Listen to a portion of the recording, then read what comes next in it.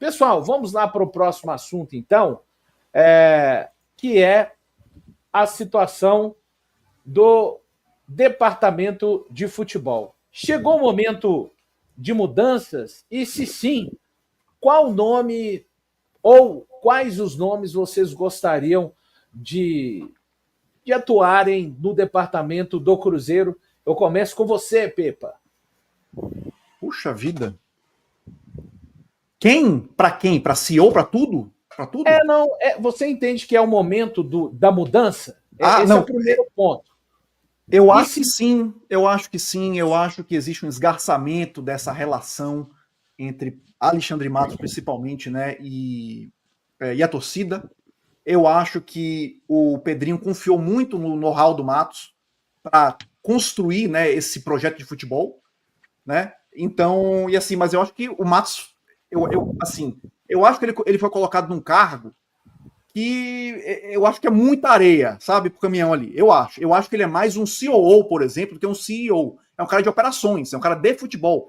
Ele é um cara para estar ali pelaipe para cima, certo? Ali, imagino. Mas assim, o CEO, em teoria, ele também lida com finanças do clube, né? O CEO, gente, numa corporação, por exemplo, aqui nos Estados Unidos, o CEO está acima do COO e do CFO. O CFO é o cara que lida com o dinheiro diretamente, mas o CEO, ele, né, de uma certa forma, capitaneia essa estrutura, né? Inclusive também a parte financeira. E o Matos não é exatamente a do Matos, né? Olha, eu fiz uma conta aqui, só uma coisa meio. Olha, se você for contar Peralta, Lautaro, Vijalba. E eu vou contar o Christian, apesar de achar que o Christian ainda tem lenha para queimar com a gente ainda, tá apenas começando a sua trajetória no Cruzeiro. Esses 4 jogadores custaram 50 milhões de reais. Mais ou menos, né? Um pouco mais, um pouco menos. Então, eu acho que assim, o trabalho do Matos, ele tem se fosse um barco, estaria cheio de furo. Né? Eu acho que falta. Eu acho que tem muitos erros, eu acho que tem poucos acertos. Eu acho que, por exemplo, o acerto do Leonardo Jardim, o Cruzeiro teve mais sorte que juízo, por exemplo. Né? O Cruzeiro meio que foi e meio que encaixou ali uma tempestade perfeita, no qual ele queria sair lá das Arábias, e vir, né, para outro clube. E o Cruzeiro meio que acertou um cara assim fantástico. Né? Eu acho que é o cara para esse trabalho. É um cara para profissionalizar onde a gente perdeu, né, um pouco desses processos aí. Um cara para trazer também esse know-how dele do mundo. Ele trabalhou em tudo que é lugar. Né? Eu acho que é o momento de trocar sim, Valu. Se você for me perguntar um nome, eu acho que eu não saberia responder agora, depende muito do contexto. Acho que o Klaus Câmara, que a galera tem falado, não acho nome ruim. O nome não é obrigado, não, viu, Pepa? É só se de repente você já tem nesse momento. Thiago Escuro, eu gostei muito do trabalho do Thiago Escuro no Cruzeiro, foi curto, mas eu achei que ele fez um trabalho bom, um profissional muito competente. Eu acho que tem nomes que são mais alinhados com processos. O Matos não é. O Matos é o cara que veio da associação, formado na associação. Eu acho que precisa de um cara mais alinhado com esse tipo de estruturação, vamos dizer assim, da empresa, né? Então é isso, vamos esperar que haja uma mudança, porque eu acho que a gente já chegou no ponto de saturação já, né, do trabalho do CEO do Cruzeiro hoje. E aí, Leonardo? Eu acho que toda mudança é um recomeço, né? Então a gente tem que pelo menos esperar um trabalho chegar no final, organizando, porque senão vai. Acho que com mudança agora o Pedrinho dá uma caladinha, dá uma pressionada nos jogadores para mostrar o serviço mesmo, dá um trabalho, um tempo para o Jardim fazer a parada e ver o que acontece para talvez na janela. Janela acho ainda que está próximo para muita coisa, mas para o final do ano, com a outra temporada, já começar nessa mudança. Porque mudar agora e todo treinador que chega muda, toda vez é um recomeço. Então, você nunca vai sair do recomeço, vai ficar ali, né? Que é o que a gente está passando durante todos esses anos, com troca de treinador de 3 em 3 meses. O que mais ficou foi o Pesolano. Então, é isso que a gente tem que esperar um pouquinho mais para a mudança. Mas acho que o nome do Klaus é um nome bom, que se for ter uma mudança tem que ser, que eu acho a história do Cruzeiro nunca foi gastar dinheiro com jogador, se for olhar mesmo, a gente cria jogador e é sempre os jogadores com nome mediano, os caras que estão querendo mostrar serviço, que ganham campeonato, então é isso aí que tem que começar a entender de muita coisa. E paciência e vamos que vamos, né? Que não adianta também toda vez trocar, igual foi falado que a torcida tem que ter um pouco mais de paciência também, principalmente com a base, que o menino erra um passo, a torcida briga, Então, a gente não pode jogar contra. Igual o Pedrinho da entrevista, está jogando contra. É paciência e ver o que dá. Mas para mudar, mudar quando tem a hora certa. E aí, Baú? Ô, Valu, eu acho que quando a gente fala de fazer mudanças hoje aí na estrutura do Cruzeiro, eu acho que, no mínimo, a gente precisa de que chegue mais pessoas. Eu acho que a gente tem muitos processos na teoria, né? E poucas pessoas para poder executar. No que diz respeito ao processo de reestruturar novamente o clube, né? Para que as coisas funcionem na teoria de uma maneira mais correta, eu tenho dois nomes, né? Que um é o nome dos sonhos, que é o Marcelo Paz do Fortaleza, que inclusive já recebeu uma proposta do Atlético, ficou balançado. Então não é que é um nome impossível, né? Eu acho que dando a ele a autonomia para poder fazer o que ele fez no Fortaleza, só que com muito mais orçamento, né? Eu sempre acompanho aí as entrevistas deles, as participações deles em evento, e ele chegou a falar, por exemplo, que o Fortaleza, no ano, só pode fazer 11 voos fretados. Então, eles escolhem a dedo quais são esses voos para poder fazer uma logística interessante, né? E aí você vê o Cruzeiro, que é um time que tem todos os voos fretados, e o desempenho, tanto de jogo quanto de administrativo do Cruzeiro, está muito longe do Fortaleza hoje, né? E um nome, pegando aí o projeto que o próprio Bruno, né, fez lá em Portugal, se citar o Klaus, que está no Santa Clara, eu particularmente gosto muito do Matheus Ornelas, que é CEO do Alverca, né, que é o outro clube do grupo lá da família do Bruno, né? Eu acho ele é um cara novo, seria um desafio muito grande, porque uma coisa é você ser o CEO do Alverca, outra coisa é você ser o CEO do Cruzeiro. Mas ele é um cara muito metódico, eu já trabalhei com ele, já tive o prazer de trabalhar com ele na empresa. Ele é um cara muito qualificado. Gostaria, seria um nome que, né, mas igual eu falei, tem pouco lastro aí para a gente avaliar. O nome dos sonhos é o Marcelo Paz. Para direção de futebol, eu acho que assim, direção de futebol é bom você ter um cara muito diferente quando você não tem dinheiro, que aí o cara vai garimpar o mercado e tal. No caso do Cruzeiro, é assim, é muitos dos nomes que vieram a gente aprovou, né? Isso aí tem, o próprio chat fala. Só que eu acho que falta uma pessoa mais nova para poder sair dessa mesmice, né? A gente está vendo aí o jogador do Cruzeiro indo para o Atlético Paranaense, o Matos fazendo os mesmos movimentos que ele faz em todos os clubes que ele passa, né? Então eu acho que um diretor de futebol hoje, com o orçamento que o Cruzeiro tem, nem precisaria ser um gênio, né? É só você mapear os nomes, tendo um departamento de análise de desempenho muito bom, né? E fazer as contratações. Um cara que poderia assumir essa função, mas ele não, ele quer continuar trabalhando com base, é o João Paulo Sampaio do Palmeiras, né? Que é um cara também que é de elite, mas para tirar do Palmeiras hoje teria que ser muito dinheiro e eu acho que não vai acontecer. É que assim, para mim tem uma coisa, tá? A gente já falou aqui da questão das responsabilidades e todos aqui, pelo menos hoje no Conexão 5 Estrelas, aliás, agradecer mais de 2.500 pessoas com a gente, todos foram unânimes em repartir responsabilidades. Ninguém colocou a responsabilidade apenas em uma direção. A gente colocou mais responsabilidades, menos, mas a gente dividiu. Às vezes muita gente fala assim, mas quando determinados nomes foram ditos, boa parte da torcida agradou. É verdade. Só que tem uma coisa, pessoal. O olhar de quem trabalha no futebol não pode ser o nosso olhar. Porque senão a gente pode tirar qualquer um dos 5 aqui, ó, da live, qualquer um dos mais de 2.500, quase 2.600 que estão nos assistindo, e colocar para ser o diretor de futebol de qualquer clube, ou o CEO de qualquer clube. Cada um aqui tem a sua preparação no que faz.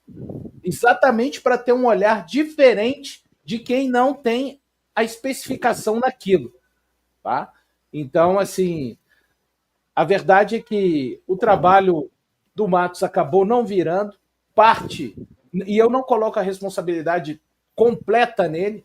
Exemplo, quando traz para mim, eu não vou ser hipócrita, quando traz para mim o Wallace e Matheus Henrique, eu estava querendo um dos dois, e vem os dois. Na minha cabeça, pelo que já jogaram, pelo que estavam jogando, mesmo que seja na Liga Italiana, em clubes de menor expressão, mas nível Brasil, eu falo assim comigo, resolvemos a situação do nosso meio-campo pelos próximos 3 anos, pelo menos, com esses 2 jogadores. E aí? Aí você tem um Wallace que não acontece de forma alguma, e o Matheus Henrique, que jogou bem em um período do ano passado, e agora, por exemplo, no momento crítico, acaba de machucar, cara. São tantas variáveis que tem no futebol, sabe? Mesmo assim, eu digo, quem trabalha no futebol precisa, quem trabalha dentro dos clubes, principalmente numa função de diretor técnico, diretor de futebol, gerente de futebol, analista de desempenho, scout, precisa de ter uma visão diferente da nossa. Precisa ter, mas muito diferente. E além das questões do campo, eu acho que o Matos não foi bem em questões de comportamento, em questões de... Aí alguém vai falar, esse trabalho é mais no Pelaipe. Nunca ficou muito especificado de quem que era esse trabalho. Porque, como disse o Baú, ele não usou exatamente essas palavras, o Pepa falou um pouco disso também, de repente, o Matos tentou abraçar muita coisa dentro do futebol do Cruzeiro. É muito ruim quando você centraliza responsabilidades e afazeres demais diante de uma estrutura tão grande, uma das maiores da América do Sul e do mundo, chamada-se Cruzeiro Esporte Clube. Eu acho que mais do que a mudança do Alexandre Matos, eu hoje me dou o direito de não acreditar que o trabalho dele vai virar, mesmo que ele fique no Cruzeiro e vá para uma próxima janela. É importante também mexer num ponto em que vocês citaram. A estrutura de futebol do Cruzeiro precisa mudar. Eu acho que o Cruzeiro, caso entenda em algum momento que o trabalho do Alexandre Matos precisa de ser encerrado, não pode trazer uma pessoa para ficar no lugar do Alexandre Matos. Eu entendo que é necessário mudar a reorganização do departamento de futebol. Valu, isso significa subir a folha, ter mais gente, inchar o staff do Cruzeiro? Não necessariamente. Se você trouxer as pessoas certas e der autonomia em cada uma das tarefas e que, no final das contas, todos tenham que ser produtivos para o clube e não de acordo com o cargo que ocupam, aí sim eu acho que pode ser bom. Valor. Eu acho que a gente nem entende o organograma, né, Valor? Não existe nenhum organograma que eu consiga entender, tá confuso o negócio ali, é muito estranho. E uma coisa que a gente esquece também, uma coisa que você trouxe que é muito importante, parte do trabalho desse cara do futebol, e de novo, o Matos, ele é mais um COO, o cara de operações do que o cara de financeiro, né? Essa gestão do dia a dia, o cara que vem pro Gabigol e fala assim, cara, e aí, como é que tá? Por que você... Sabe assim, essas cobranças profissionais não são só competência, né, do técnico, né, e da sua comissão, também são do clube. Peraí, vamos aqui, você pediu um aumento para mim, a gente conversou, e aí, cara? Pô, fica mandando like aí pro outro time? Pô, e aí, cara, o Marlon mandou. Ó, vou dar um exemplo, Varô, por exemplo. O Marlon, ele cometeu o erro da barreira contra o Flamengo, no outro jogo era titular. Para mim isso é uma coisa meio absurda. Teve a coisa do like, meio que passaram um pouco de pano, meio que deixaram para lá. Assim, essa gestão do dia a dia, né? Eu acho que é muito importante também, é papel da diretoria também, isso aí, cara. Não dá para dizer que, sabe, não é, entendeu? Então, eu acho que isso aí a gente não pode esquecer, tirar da perspectiva também, não. Tem um ponto que é o seguinte, quando a gente fala que o cara manda no chat, eu já até vi o próprio Matos se defender falando assim, mas quando eu trouxe, todo mundo aprovou. Primeira coisa, existe um mundo, né, que a gente concorde com a contratação e que a gente critica essa contratação depois, primeiro, por dois motivos, né? Primeiro, porque o Matos ele ganha mais de R$ 200 mil por mês para acertar. Ele ganha o salário, ele que é o profissional, a gente é palpiteiro, né? Uns são jornalistas, outros são influenciadores, a gente palpita, a gente não é profissional. Só que o dar certo de um jogador também está incluso coisas do dia a dia, igual o Pepa falou. Por que tinha jogador abaixo da condição física no Cruzeiro e ninguém viu isso? E não era só um, eram vários. Então, quando você fala que existe uma estrutura mal feita, é por causa disso. Você tem um jogador que está muito abaixo do rendimento e, ao mesmo tempo, você tem uma pessoa na diretoria que não está vendo isso.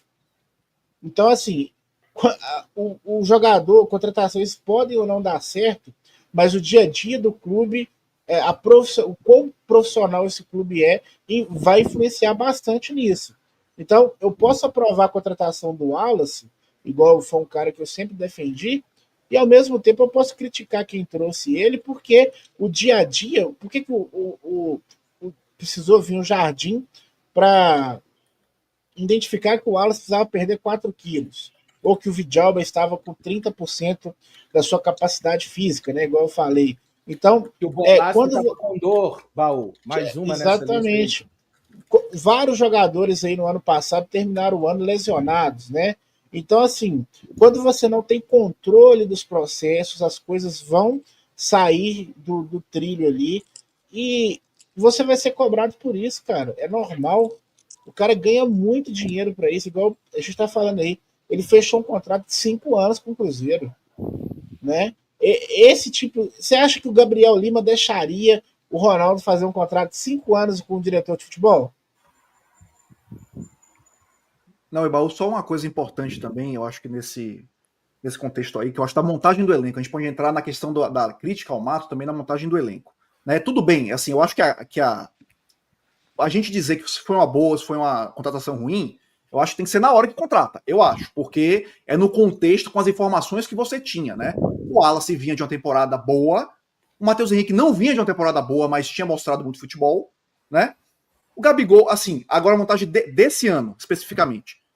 O Cruzeiro virou o ano precisando recuperar todo mundo. Precisando recuperar Matheus Pereira, William, Marlon, Kaique.